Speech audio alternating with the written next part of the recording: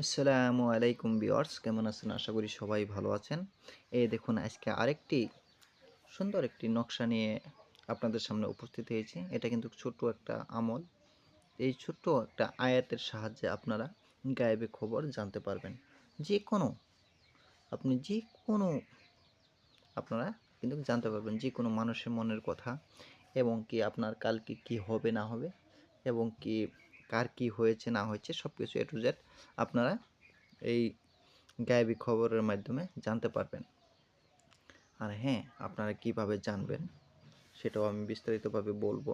ধৈর্য সহকারে এই ভিডিওটা দেখতে থাকুন, ভিডিওটি স্কিপ করবেন না, কারণ স্কিপ করলে কিন্তু আপনারা মিস করে ফেলবেন, কোনো কাজে আসবে না।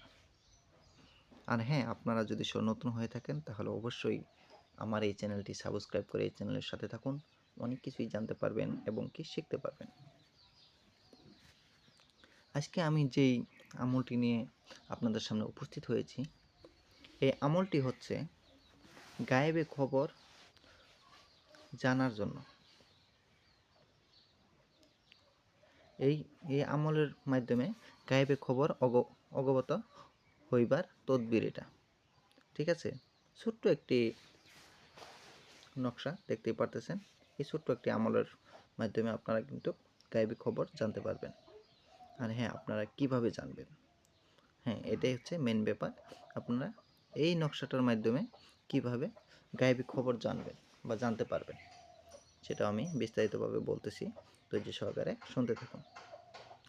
আর হ্যাঁ, আপনাদের যদি কোনো ভাইয়ের কোনো কবিরাজি কিতাব বা PDF ফাইলের প্রয়োজন হয় তাহলে অবশ্যই আমার সাথে যোগাযোগ করবেন। যোগাযোগ করার নাম্বারটি আমি বলে দিচ্ছি, 7002067513। আমি আবারও বলতেছি, 7002067513। এই নাম্বারে, আমার এই নাম্বারে ইমো হোয়াটসঅ্যাপ দুটোই খোলা আছে, আপনারা চাইলে ইমো হোয়াটসঅ্যাপেও যোগাযোগ করতে পারেন। এই দেখুন, এখানে যে ছোট্ট একটা নকশা দেখতে পাচ্ছেন, এই নকশাটা আপনারা কি করবেন, সুন্দর করে মেশক জাফরান কালির দ্বারা লিখবেন। কোথায় লিখবেন? আপনার হাতের তালুতে লিখবেন।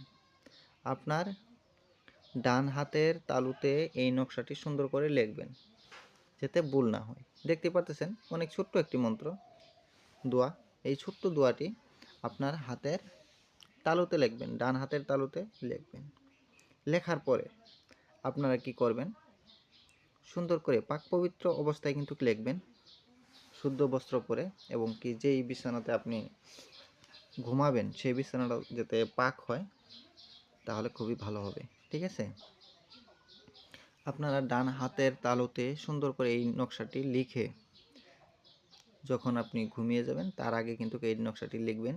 লিখে আপনি ডান কাতে শুয়ে ঘুমিয়ে যাবেন।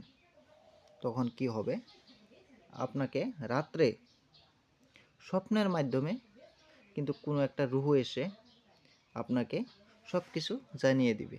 যেটা আপনি জানার জন্য আপনি লিখছেন সেই কথাটা কিন্তু আপনি ঘুমানোর আগে সেই কথাটা স্মরণ করে বা বলে তারপর আপনি ঘুমাবেন, দেখবেন আপনাকে সম্পূর্ণ দেখিয়ে দিবে বা বলে দিবে, এবং কি আপনার পুরোপুরিভাবে মনেও থাকবে এটা। ঠিক আছে, আবার যখন নাকি এই কাজটা হয়ে যাবে, হওয়ার পরে আপনার অটোমেটিকলি ঘুম ভেঙে যাবে। আমি আবারও বলতেছি, এই আয়াতটি সুন্দর করে ডান হাতের তালুতে লিখবেন, মেশক জাফরানের কালির ধারা লিখে ডান কাতে শুয়ে ঘুমিয়ে পড়বেন।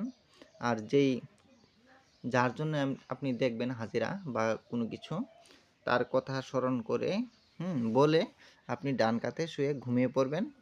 ঘুমানোর অল্প পরে কিন্তু আপনি কোনো একটা রূহ এসে আপনাকে সব কিছু বলে দিবে এবং কি জানিয়ে দিবে। জানানোর পর আপনার অটোমেটিকলি ঘুম থেকে জেগে যাবেন আপনি।